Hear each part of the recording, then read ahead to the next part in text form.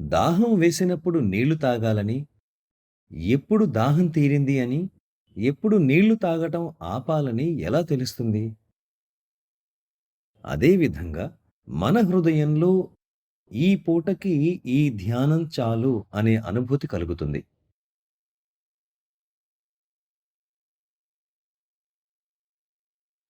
शुरू में alarm clock रख लो।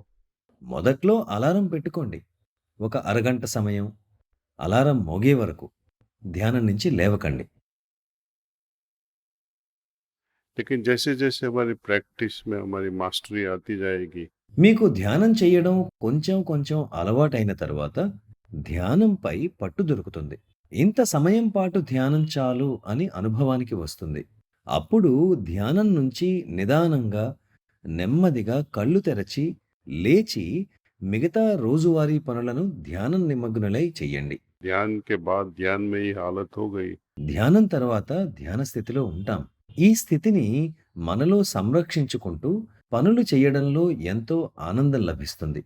అప్పుడు శ్రీకృష్ణ భగవానుడు చెప్పిన స్థితప్రజ్ఞత అనే స్థితి మనలో ఏర్పడి పరిణితి చెందుతూ ఉంటుంది.